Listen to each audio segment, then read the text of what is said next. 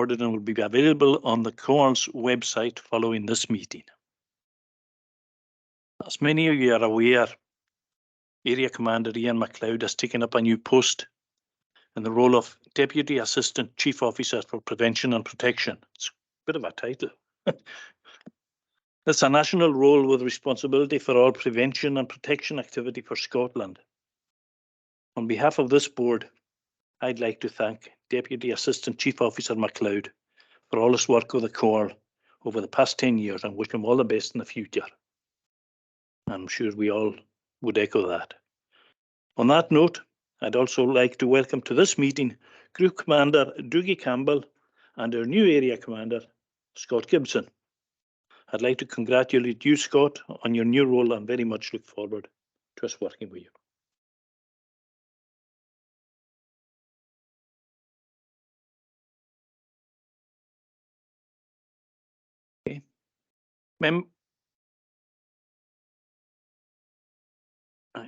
Okay. I would ask now for approval for the minutes of the 1st of February, the meeting of this committee for the 1st of February 2023. Anyone? Approval? Yep. Okay, thanks. Members are now asked to declare any interests they have in any items on the agenda. It will be helpful if members expressed why they are declaring an interest in the item concerned. Sorry, I've got a croaky throat here. So, members in the chamber, please do so now by pressing your microphone on or remotely through Teams by using the raised hand function. Okay, thank you. Scottish Fire and Rescue Service. Can I invite the performance against the fire and rescue plan for the Western Isles and a report by Group Commander Dougie Campbell? Can I ask Group Commander Campbell and Area Commander Gibson to take us through that report detailing the performance of SFRS Western Isles? Thank you. Yeah.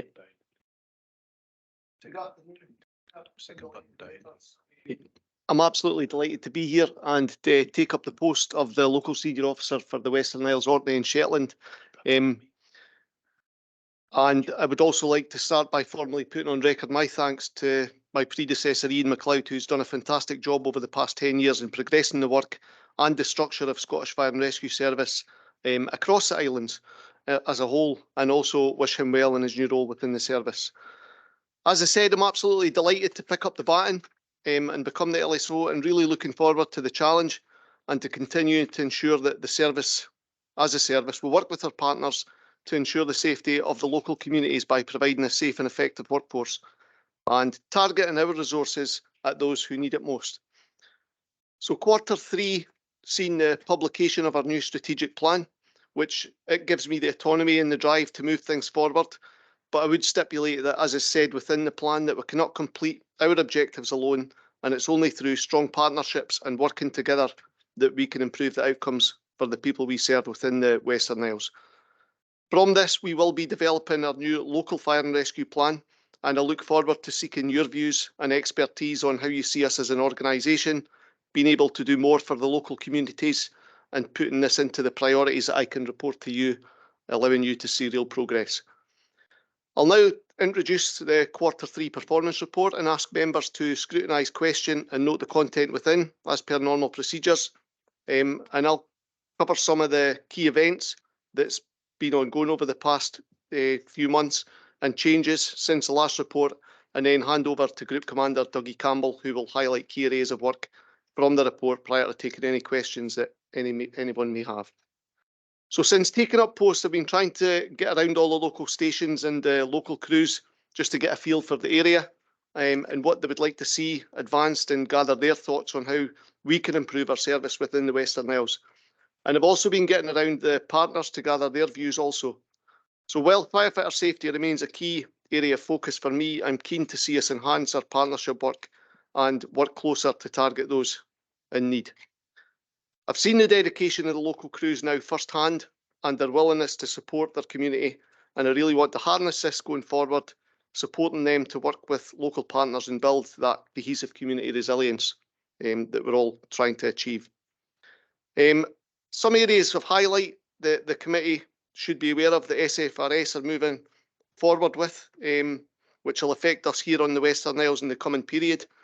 You will be aware of our new unwanted fire alarm signal policy. This is due for implementation in July, which will see us change our response model to certain property types for dealing with these types of incidents.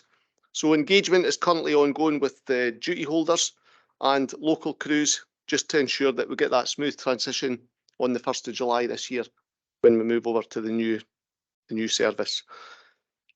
Again, just for members, I would like to ask members to help ensure businesses in your own local communities are aware of the changes in the UFAS policy and how this may affect them as we do move forward. As part of our fleet improvement programme, we're about to take receipt of 4 brand new medium weight fire appliances to the Western Isles, and these will come fully kitted out with the equipment required for our emergency response. This will be a continuous programme with more arriving later in the year, and it sees a significant investment from the service into the area. We also recently recognised the service of local staff through our long service good conduct events, which were held in Barra, Lochmaddy and Stornoway, where we celebrated over 630 years of dedicated service from staff to the communities within the Western Isles. And at the same time, piloted an SFRS recognition scheme for the support that we receive from for our on-call service from local employers who over a number of years have allowed staff to attend training courses and respond to emergencies from their primary employment, thus supporting the service and supporting their local communities. For me, that's the main things that are going on and that are quite current at the moment. So I would just like to thank you for listening, and I'll now hand over to Dougie, who will cover some of the key areas from the report itself. I would also like to add that I'm aiming to enhance the report format so that whilst informing members of the statistics that we're showing our performance on, I'll also give you a flavour going forward of what our local teams are involved in within your communities, thus preventing us having to respond to emergencies. So what we're actually doing in the community safety side of things, just to give you a bit more information on that. And that's it. I'll hand over to Dougie for the report. Well, thank you to the Commander. Input there. And for the introduction, should I say, you'll see from the report that everybody's been given before we come in. I'm delighted to say that the activity levels actually been quite low in this quarter, and hopefully that's demonstrated within the report. But I'll take you through a couple of key elements that are within it. If I could first go to the table on page 5, again for the accidental dwelling fires, it shows quite a stable graph on there that shows that we're, as much as we haven't had an increase in fires, we're not actually driving them down in that region. So again, as I touched on the last time in scrutiny, it's definitely a number I'd like to drive down. And we work towards that on a daily basis in the service here, trying to get that number down. Within the quarter that we're reporting on, we've actually only 2 of that fires are actually within the quarter we're reporting on as well, which is a positive for us. Page 6 then, we've got a table there relating to dwelling fire casualties. Again, happy to say that none of the casualties are within this reporting quarter that's demonstrated on that table. Under the same section there as well, just to highlight, we've got the biker down input that's coming to Eileans again, which is a fantastic input to try and improve road safety and look after the bikers that are on the road, which I'm sure we'll start to see an increase in the better weather. Under our second priority then, so it's the non-domestic fire safety, we've had a real focus lately on ensuring that our relevant premises are compliant, and also any outstanding action plans are being looked at, and ensuring that everything that's inside the action plans have been remedied. So that's a big piece of work for our prevention protection department that Ian McLeod, as we touched on earlier on, is now responsible for. There's also the table on page 7. So again, it's comparative low numbers there compared with other years. And I think that's quite a positive for the Eilean group as well, to show that the numbers haven't increased in that table. For priority 3, which is the UFAS, Scott already touched on that. Obviously, the change is coming in the 1st of July. For those of you that was here in I think it was the last scrutiny input, I did quite a sizable input on UFAS, why we made the changes, the financial impact of that, the environmental impact, etc. So delighted to see that after a long engagement session, we're now actually it's come to fruition, and come the 1st of July, it actually goes live. Definitely a positive for the crews and for the communities. Touch on recruitment also in the same section there under priority 4. We've been extremely lucky this year in Western Isles through a lot of hard work by the district that we've increased the numbers. Obviously, again, under scrutiny last time, we talked about the availability. So as we add more and more firefighters in this week, we've got a breathing apparatus initial course running, which will increase the levels back in the stations here by another 9 firefighters will go back there. They're fully operational then and can respond to any type of incident that is set in front of them. Again, hugely positive for the Eilean group that we're in that position. We've currently got 11 candidates on the tracker looking to join as well. If we're successful in bringing that 11 in, that'll take us to 24 in a 18-19 month period. Figures that I would challenge any part of Scotland to come up against, really. I think the team have done exceptionally well, given the backdrop that we operate in, to increase the numbers as greatly as that over such a short period of time. That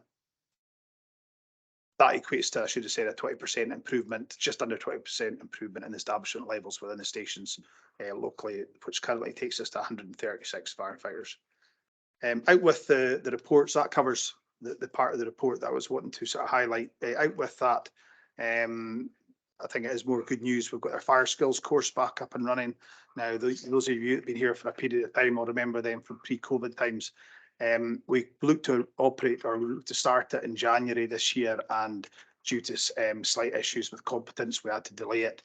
But delighted to say it starts today. So we've got a 10-week course, youth engagement course, and we've called in our partners onto this course as well, being the Police Scotland, Scottish Ambulance Service, Coast Guard and Heil are all involved in this course. So basically this is about bringing young people, encouraging them to learn about teamwork, leadership, gaining confidence in what they're doing. It is a fantastic course. And if you have the time and the ability to go online, have a look at fire skills and see some of the reviews that people put in, it can genuinely be life-changing. So absolutely delighted that we've managed to get that back up and running in the Western Isles. We're looking to then develop that to potentially a youth volunteer scheme at the end of this course in partnership with the police and youth engagement and education, and try and get a youth engagement programme up and running as well locally, which again is a massive benefit to the local area. So hopefully that all makes sense and covers the main parts of the report, but both myself and Scott happy to take any questions.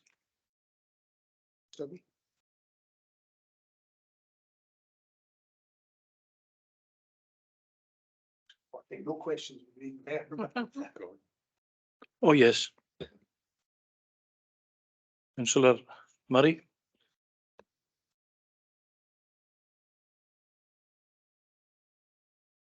Beg your pardon, Councillor MacLean.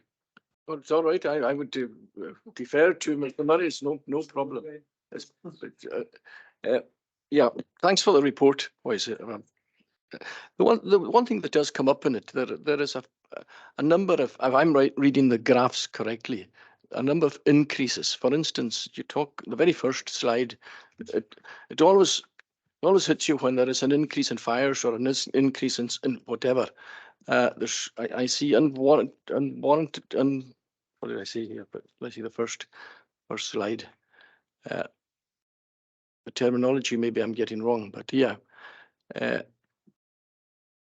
There is the deliberate fires in the first performance summary. And I'm seeing there a 14 in 2022-23. And collectively down through the other ones, you're down at 7, 8, 8 and 3. And then again, you've got special services casualties, 15. Significant increases, I'm sure, on the figures.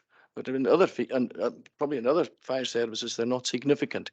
But it comes out at, what is a deliberate fire? That's the deliberate fires tend to be the hill fires, sort of moor burn. Yeah, so it's not traditional deliberate fires that we would look at. It's fires that have been set potentially just for for clearing the hill, and actually they've been unable to keep control of them.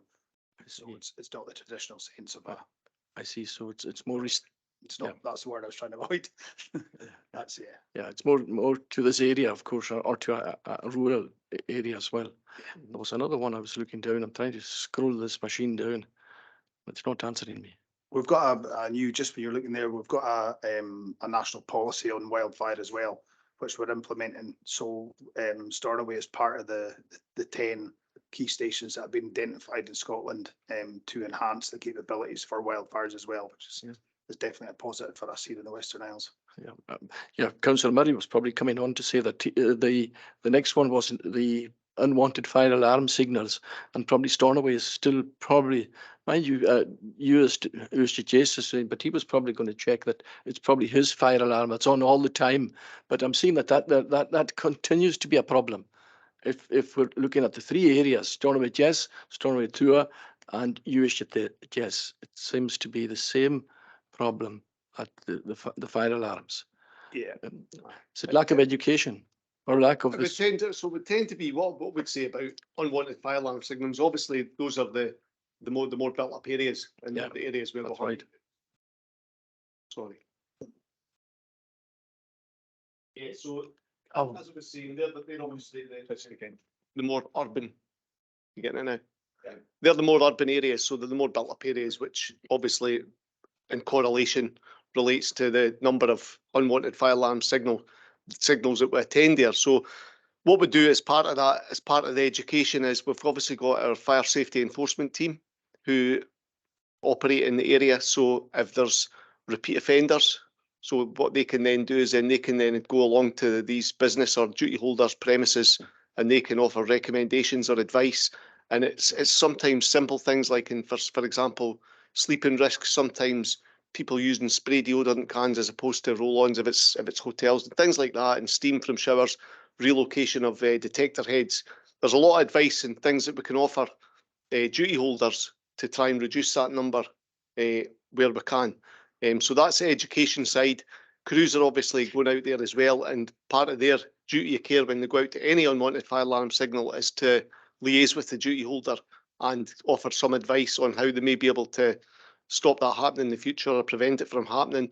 There's obviously our youth engagement schemes that we're conducting and we're carrying out that we try and educate people, because a lot of the signals come from schools and the like, from maybe children setting off fire alarms and things like that. So we do a lot of work in the background, and then obviously now from the 1st of July with the UFAS policy, the introduction of that's going to reduce, well, we think by 57%. That should reduce hopefully our number of turnouts, which will obviously reduce blue light journeys, reduce road risk, and allow us to have more time for other activities such as training and community safety initiatives.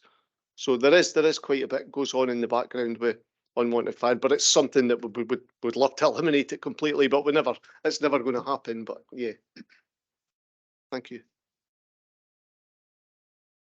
Thank you very much for the presentation and report. And as I was writing my question, I think Mr. Campbell kind of answered. It was about the youth engagement. Obviously, we've got a problem at the moment with antisocial behaviour, and I wondered whether your courses that you were putting forward for youth engagement was a reaction to that kind of diversionary strategy or tactics that had been discussed at the various committees, the subcommittee on youth justice, and I wondered how what could you just broaden what kind of engagement would it be, just purely on fire skills or leadership and conduct, etc. I think there was a successful cadet course done a few years ago. I think you alluded to it before, but welcome the chat. But just if you could reiterate what you said there, thanks. No problem. Thank you very much for the question. I'll kind of give a bit of a generic overview, and then maybe Dougie's got some more in-depth knowledge into the actual group that we're bringing in for the fire skills course and that. But from a generic point of view, we're obviously keen to work with our partners to try and, where possible, reduce. I mean, there's a time and a place for coming down. I'm trying to think of the right words, but coming down harder on people for causing malicious fires and a bit of antisocial behaviour. So we're really keen for working with the police and our other partners where we can bring them in, educate them. And part of that and part of the fire skills course that we carry out is about that. It's about not just teaching them the implications of the carry out antisocial behaviour or set deliberate fires or anything like that. It's about teaching them some life skills and about how to be more responsible citizens and what they can do better in their communities. And we do that through a lot of team building work and a lot of just interactions with them, with groups of people. So that's the fire skill side of things.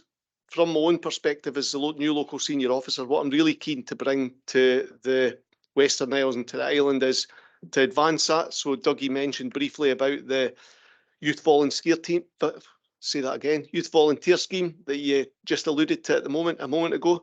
So that's something that we've just started a pilot, and we're the first area in Scotland to do it within Shetland, of a youth volunteer scheme in partnership with the police, and whereby we're bringing people in for a period of time over a 2-year period, and they come in for that whole time.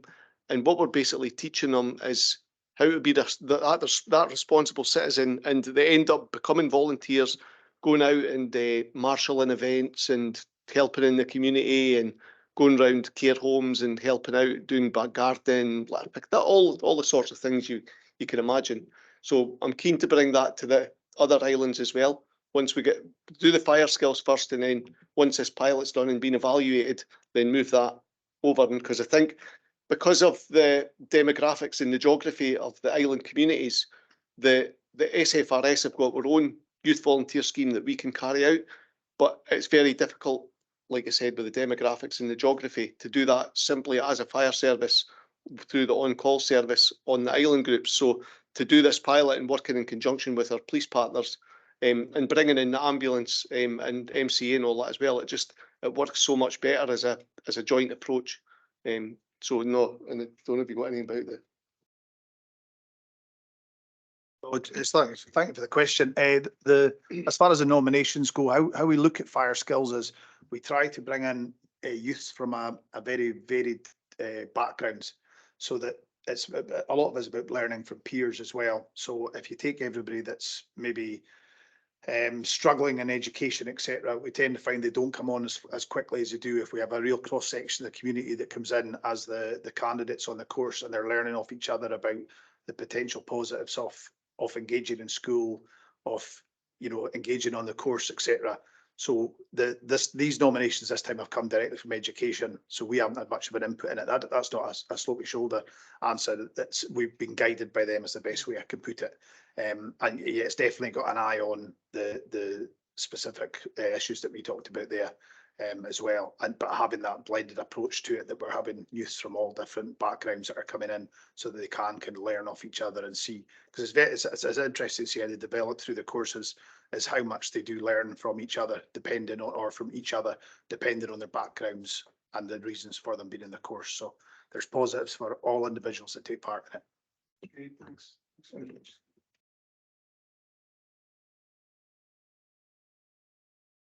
Councillor MacDonald. Norrie MacDonald, Skeeter Row. I've got two questions completely unrelated. The first one, I think Callum would have worked its way down to it eventually. I know low numbers, if you go from 1 to 2, it's 100% increase, but if you go from 6 to 15, it's a big jump. Special service casualties, I don't know what that means. It looks like a big jump, but I don't know what it's pertaining to. Second question, if you get a phone call or if your fire alarm goes off in the Nicholson Institute, do you scramble a fire engine, or do you phone to find the school out to find out if it's a false alarm? Because I'm under the impression that there's a lot of issues with false fire alarm settings going on in the Nicholson Institute. They're probably putting themselves in danger by setting off alarms. Or are you tasked to respond every single time, or would you first ascertain is it a false alarm or not? Because that's obviously affecting the times that you will respond in. Because there's a lot of issues with, I believe, fire alarms getting set off in the Nicholson Institute, and they could be putting themselves in jeopardy by doing so. Second part of the question, and Doug, you'll have maybe a bit more in-depth information into the background with the special service casualties. But in regard to the the fire alarm signals, we will attend everything at present up until July the 1st. We've got an obligation to respond to fire alarm signals.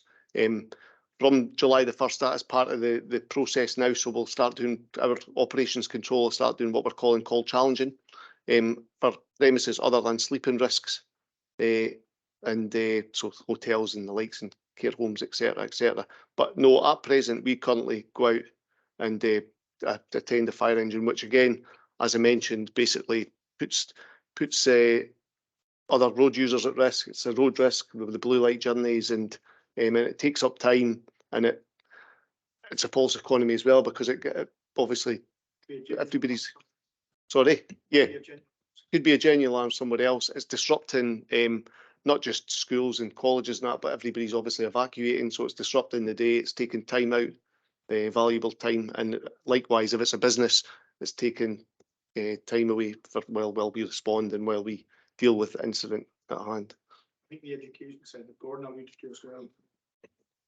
Educating folk on that. Can you put your mic on? Yeah, educating folks as to the risks they're causing by, diverting fire services to unnecessary call-outs as well, as part of the education process. Definitely, Because you're definitely putting folk at risk if you're maliciously setting up fire alarms. That's huge, and that is part of the education process that we conduct when we do. If we can identify the people that are responsible, or whoever it is that's responsible for operating alarms and setting alarms off, then that's where our diversionary tactics come in, and we'll start to look at the education. Come July, will you ascertain first? Yes. Whether it's a genuine alarm? Yes. Yeah, it's not a case of everybody scrambles and goes. It's so it'll be the duty holders will be responsible. Have somebody that can go and check the fire alarm. We'll make the call and check that it's a genuine fire before we respond. Thank you. Just on that first point as well, that we have had a few at the Nicholson of late. I think it's worth pointing out as well. So, some of the reasons for some of the young people getting involved in setting off the alarms is quite deep seated sometimes. So I think it's worth us bearing that in mind as well. It's not always malicious as such. There's sometimes background reasons to why they're setting the alarms off. We did sort of preempt the UFAS change in the Nicholson to try and make that possibly less of an attractive proposition, was to set the alarm off, if that makes sense. So perhaps the response of the fire engine with blue lights on was part of the response that was expected. So we stopped that to see if that would prevent it from continuing on. And it was just almost a preemptive strike of the 1st of July to see if that was going to make a difference to it.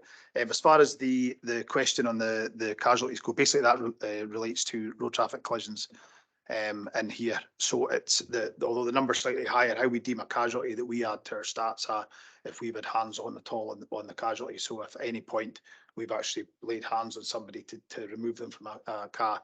So although the figures have gone up there slightly, or not slightly, the figures have gone up. It may well be we've been pushing lately to ensure that we're mobilised to all road traffic collisions in the West Isles. It sounds like we would anyway, but it depends on how the person reports the incident in. So if somebody phones in and says, I want the police because there's been a road traffic collisions, depending on the call handling system, it's the police that are mobilised, then the ambulance get requested, then we make it requested. So between ourselves, the ambulance and police, are working towards an approach where a road traffic collision, potentially of any speed involved, looking at maybe outside the 30s, would bring on a response from all 3 agencies. So this could just reflect that actually we're starting to respond to more similar incidents, but we're there more often, and we're actually getting hands on the casualties to get them out, and we then mark them down in our casualty statistics. So you haven't helped us if you have them back in the bus. Yes, exactly. Yes. Yeah. We're making lots of pumps up for that, I think. But yeah, hopefully that answers your question. Yeah. Thank you. Councillor Morrison. Thank you, Chair. Got 3 questions, but before I come with the first one, I've done the same with the police report of the last one. I've been asked to put on public record the commendation of thanks from the family to Comhairle following this house fire, and especially your own involvement, Mr. Campbell. They were very much appreciative during the incident and the follow-up afterwards. They found your professionalism very supportive, and they wanted me to record that and pass it on to you. The question I have, well, the first one is, you mentioned those 3 new appliances coming to the Western Isles. Do we know where they're going to be deployed? Are they going to be all Stornoway, or are they going to be put out into rural Lewis? I can give you the 3 questions, and you can just come back if that's easier. The second one I had was going to be around your recruitment. I know the last time it was challenging in some of the rural areas. I know you've had a good recruitment, which is very encouraging. But again, are there any, I can use the word hotspots, that you're maybe concerned with in the rural areas for recruitment?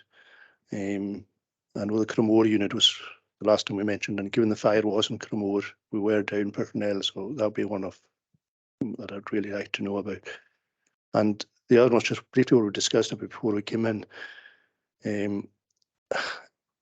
When a 999 call comes in for, I'm talking here about, I'm digressing a wee bit of a cardiac arrest maybe. We're all aware there's maybe a slower response time from certain agencies at present to what we would like them to be. And it's not the fire brigade I'm talking about here. It's and I know you carry defibs on all your appliances. Do you get called out when there is a specific cardiac arrest 999 call come in? Or is it just mainly ambulance and police? Because I am conscious that, recently, and I'll be careful how I word this, that another agency did appear and they weren't prepared for the incident. Whereas if you guys had been there with your unit, it might have been, I wouldn't say a different outcome, but at least there'd have been someone there who could probably have dealt with it. No, thank you for your questions, Councillor. I'll work my way back and then hopefully I'll remember what the questions were by the time I get to start. So as far as the defibrillators go, we would, if the ambulance service deemed it as appropriate and they knew, they obviously know where our appliances are, they can mobilise us to an out-of-hospital cardiac arrest if required. We're hoping, and going forward, we'll have the expansion role that I've talked about here before, and I think Ian McLeod talked about as well, where we'll have enhanced training to respond to medical emergencies. That's still got to go through our union and get approval for it, and it's certainly something we'll be looking at in the near future, is trying to expand the role. As it currently stands just now, we would need the ambulance to request our attendants to go to the cardiac arrest you talked about, and then by all means we would have hands on then and assist in it. But as it stands just now, we wouldn't, as a matter of course, be mobilised to it unless the ambulance deemed it as appropriate. I'll go for the middle of the first question because I can remember it. Was the appliances? We've got a review just now of where the appliances are going to go. We have a plan in place, and we haven't really relayed it to the stations just now because there's a kind of curveball come in about us potentially moving other appliances locally. So until we can decide whether it's practically going to work for us to move the other appliances, and we won't then know where the new appliances are going to go, because that'll be the second part of the plan. And if I say just now a certain station's getting a new appliance, then we don't, it's me that's going to get it in the neck for the next 6 years. So I'd rather not really throw a name of a station out as to where they're going to go. The other one was the recruitment side. Obviously, it was South Lochs we talked about previously in here. We have got additional staff in South Lochs now, and indeed one of the staff members is on the BA course, Breathing Apparatus course this week. So I'll be delighted on completion of this if that member of staff goes back fully trained and puts the appliance on the run. It's definitely a station we're looking at as trying to increase the numbers. There's none of the stations currently on the Western Isles that were at what we would deem as a maximum. Part of what we've had discussions since Scott's taken over here is about building flexibility into our recruitment model. And I'm delighted to say over the back of that conversation is we are looking at some of the numbers we can extend beyond the traditional 12 and 20 that we had in some stations. I'd love to get to 12 in all the single pump stations in the Western Isles, as I've discussed in here previously with the logistics, the ageing population.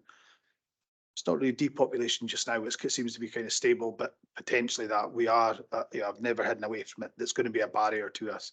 And we are going forward, that it's not going to be the easiest thing in the world is to get the numbers up to the 12.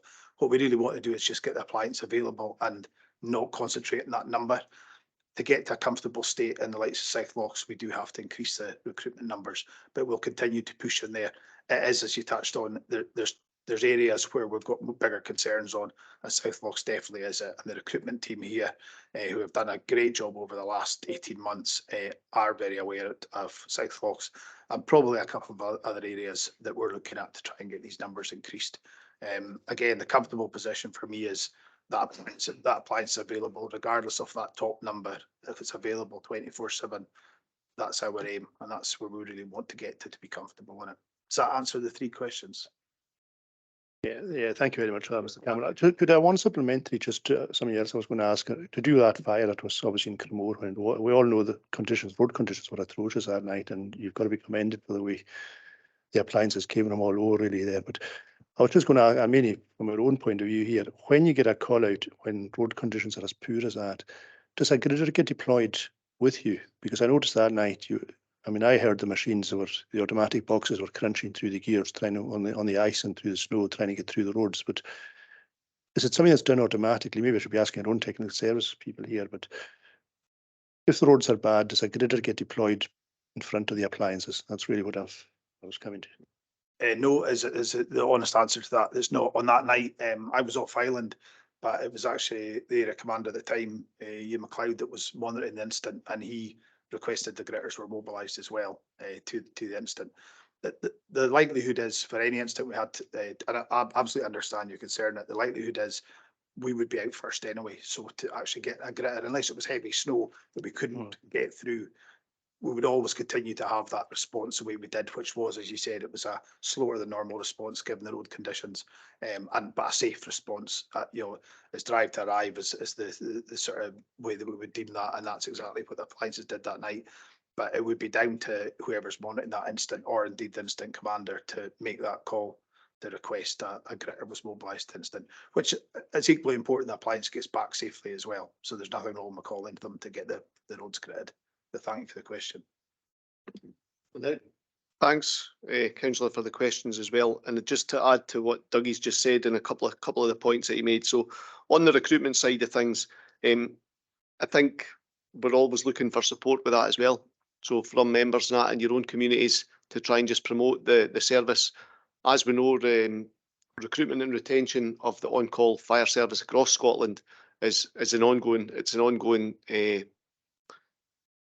ask that we're asking people in local communities to provide this service. So as part of my engagement sessions, going around and getting to know the stations at the moment, I'm asking all the local crews to be out in their communities and promote the service, and to try and encourage, where possible, as many people as they can to come forward and put themselves in the position of becoming a firefighter in their local communities, and try and boost those numbers. But testament to the numbers that we have produced over the last few months, I'm really absolutely delighted with the work that the team's been doing. And I think like the 20% increase across the island over the last 18 months it's a huge leap forward, and hopefully that will continue. And then just on the CPR side of things, it's, as Dougie mentioned, it's something that we're looking at across the board as a service, in that expansion of the role of a firefighter.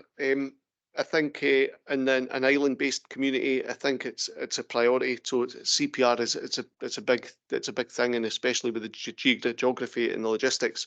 So I suppose suffice to say that the Scottish Ambulance Service will get a call and they'll look at it. Their control room will look at it straight away, and they take into account the priority of the call, the different colours of the calls that they're attending. They'll prioritise them, and they'll look at the time of the next nearest available resource that they can provide as a service to that incident. And if there's any delay whatsoever, then the first thing they will do is contact our operations control and ask for the attendance of an SFRS resource to go along and basically take care of that incident until they can deploy to it, or till they can get a resource to it. So that was always just to add to that. Yeah. Thank you. I was just going to come on that point. Could I just come back on one? Is that actually happening now in the Western Isles? Are you aware? Maybe Mr. Campbell might know. Do the fire brigade get a call from the ambulance control if they are struggling, if they're a one-man ambulance out, or they need assistance of some kind? Because I'd like the reassurance from my own point of view that is the case, but I'm not so sure it is happening. So maybe Mr. Campbell, you could tell me.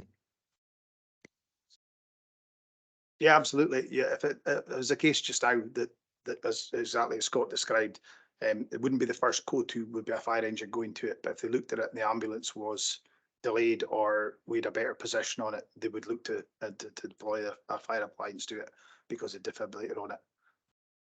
So, sorry, I'll have to switch off. Yeah, particularly for a cardiac arrest, because that would come in as a priority. I think purple. I think a priority is high priority, the highest priority call for the ambulance service. So if there was going to be any delay, or we were positioned to be anywhere near quicker response time, then the first thing they would do is get in contact with our control and make sure that we were mobilised. So yeah. Thank you, Chair. I just wanted to go back to the youth programme, and just to say I'm really pleased to see it's happening again, because it was certainly very valued when it has happened in the past. I think in relation to Councillor Murray's comments about, as a diversionary activity, I think I understand that if a young person has charges hanging over them, they won't be on the course, and so sometimes the very ones you would like to be involved are not available for it or not eligible for it. But I also take your point that the mix has to be right.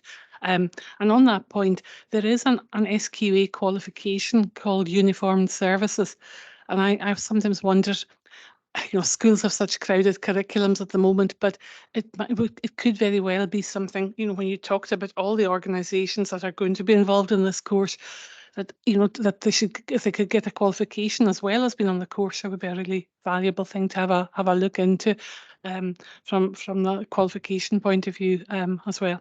Thanks. Thank you, Councillor Murray. Do you want to respond? Because of the slight delay we had in it, we weren't looking to have that kind of approvals stamp on it. But when they talked about it today, it looks as if possibly we can do that. So there will be, it will be approved at the end of the course as well. And going forward, they all will be. It was just a time scale on this one that we were slightly struggling with, truth be told. Any other questions from Councillor McLean? Thanks, Chair. Yeah, it's going back again to, let me first of all say that we've had, many of us are very appreciative of the service you give to the islands. It's very, very good. It's excellent, actually. I haven't had many, if any, reports in my 6 years in the council about anything else but to praise you. But I'm looking at your figures of your recruitment and retention. And to be quite honest with you, looking at them, if I were you, I would be worried. I'm looking at a red figure of over 50. Your complement, you've a deficit of 50. Am I reading? And then you've got a recruiting applicants of roughly about 10. That is a fifth, 20%. Are you stretched? It would appear, I'm just looking at your second last paragraph, and with some of us who have been in education a wee while, we look for different little things, and you're talking about you training needs identified through non-attendance. This requires additional management intervention and kind of a negative unplanned impact on appliance availability. Maybe you're putting in something there that is, maybe I'm reading into something, but looking at your figures, I'm quite amazed that you're actually doing as well as you're doing, because you're down, your manpower or your person power nowadays, I'll have to be calling it, is serious. Would you agree? Thanks again for the question. Yeah, I can totally understand your concerns, and looking at it, it's quite stark. But I suppose we'll have to caveat that with the sort of that's going against the full-time complement, the full sort of establishment. So in an ideal world, we would have 12 on every single pump station, bearing in mind that we require a crew of 4 competent people to go out and take a fire appliance out. So in regards to that, I suppose that gives me a bit of a realism that we have got really good availability, and it's not, whilst it's always an area of concern, I would say, and that's across Scotland. There's times of day and night that, in particular, that we do struggle for availability, and there's no getting around that. We do, like, for example, 9 to 5 during the day when people are out of their local areas, working in other areas. We've put a lot of, I suppose, innovative solutions in place across the area and across Scotland. And for example, now we're doing a pilot on the islands and in Highland area at the moment, where we're basically doing a joint mobilising protocol. So where we've got maybe less numbers available on 2 stations that are next door to each other, they can amalgamate to form a crew to go to an incident if they don't have the full complement available at one station. So we'll put that in place. We're trying to get our training courses back up. We've obviously just come through COVID, so there's standards that we've got across the service that you have to be competent in breathing apparatus to count on the figures to be a competent firefighter, competent as an incident commander to take charge of an appliance. So obviously the COVID protocols that we had in place, there was a bit of a downturn in our training courses, but we're now back up and running, fully established with that. So I suppose in answer to your question in general, although you're right in what you say, it's a red figure of 50 and it's 20% coming in, but that's against the full establishment, and that's in an ideal world. So it's not, I wouldn't say it's a massive area of concern. There are areas across the Western Isles that we do need to probably, and we do need to try and get another 2 or 3 people to try and boost those numbers a bit. But no, it's not a major concern at the moment. That's okay. Thanks, guys, for the report. It's been a couple of years since I left the fire brigade, so, and they weren't turning out for the cardiac. It's about the cardiac. Have they started turning them out? Yeah, so as I said, every frontline appliance now carries a defibrillator. So what we'll do is we'll obviously, as we've alluded to, the Scottish Ambulance Service, I'll have a look at the call when it comes in, and depending on what their priority is at that time and what their travel distance and the availability is at that time, they'll contact our control and put a resource out. Okay. They were talking about it when I left, but Mhm. they hadn't come in. I thought you were going to say you're coming back. But I had a next door neighbour who she had a trachea, and they came running into my house at 11 o'clock at night, saying his sister was blue. Now, I went over and she was blue. She wasn't breathing. I was straight out to the 5 inch, got the oxygen. But we waited 50 minutes that night. Which, I mean, I can't comment on Yeah. other services, I know, obviously, but I mean, like I said, we'll all I can say is we'll always do the best that we can for people. And I suppose that the other thing to consider as well, we've done a lot of work over the last few years with the CPR, delivery of CPR to the community. The Red Cross. I can't remember what it's called. It's shocking. But no, we've done a lot of education initiatives where we've got basically kits that we can take out to groups, elderly groups, young groups, different youth engagement groups, and all the mother and baby groups, and we can deliver CPR training.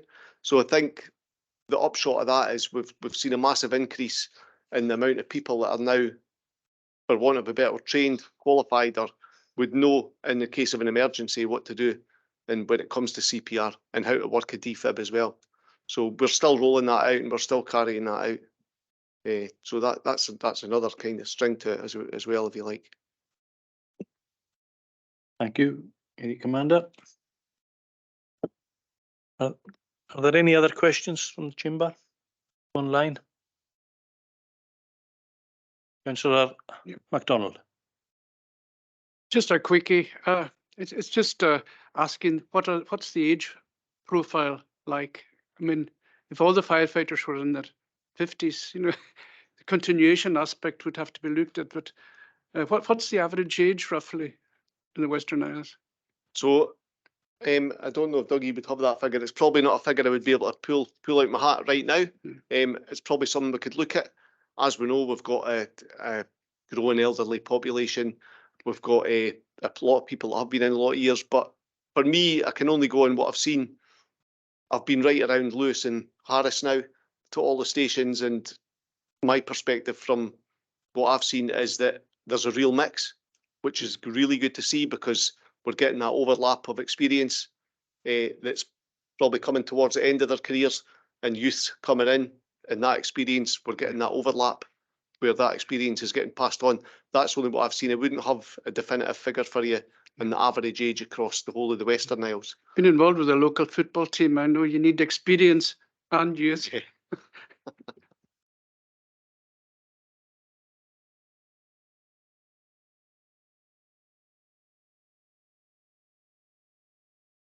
Okay.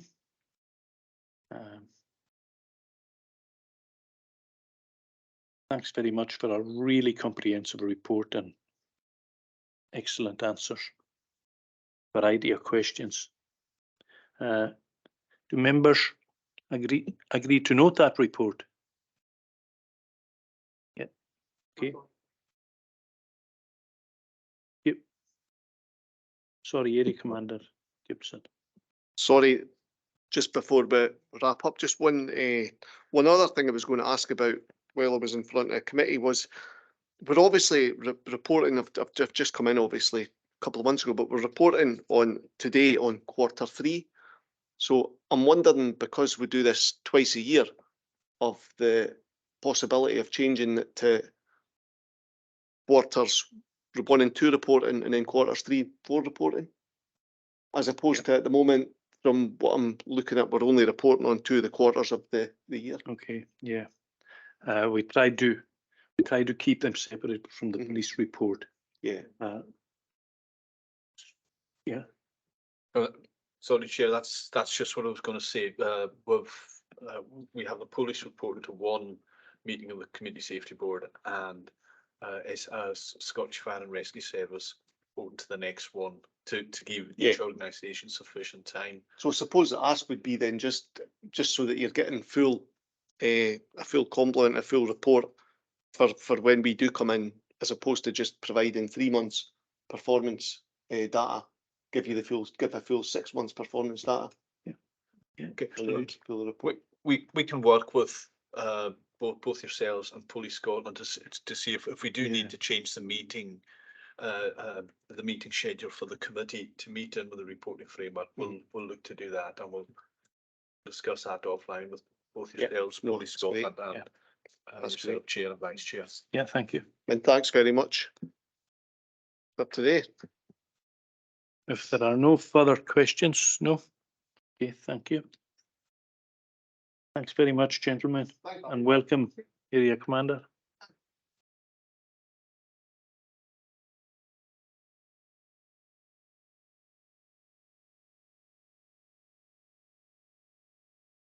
Okay, item 4, Comhairle and Siar Local Police Area 2023-2026 Western Isles Policing Plan. The call response and a report by Chief Executive. Thank you. Excuse me. Linda Cunningham, Sweet. Oh, beg your pardon, Linda. Thank you. Thank you, Chair. I'm happy to take any questions on the report. I submitted the board's response by the closing date to Police Scotland, which was the 24th of March. Thanks. Councillor Murray. Thanks for the report. So if it's been submitted, all I was going to ask was maybe to put in a couple of things, but if it's been submitted, my concern was how do we work out the criteria for staffing in local areas? Is there some sort of algorithm or formula where staffing in terms of officers? And the other thing I was going to mention was if it could be included about the special constables having to travel to the mainland to get training, self-funded, which I think is probably a deterrent to people becoming a special constable, whether the training could actually be done on the island, getting someone up. But I don't know if these are redundant now, if the feedback's gone, but I just wanted to make these points anyway. We can take a note of these points and pass them direct to the Chief Inspector and provide the answer to the board. Cunningham. Yes, thanks. Yeah. Are there any further questions?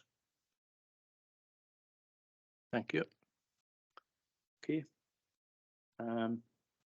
Can I now have a report from the Chief Executive, Calumia, please?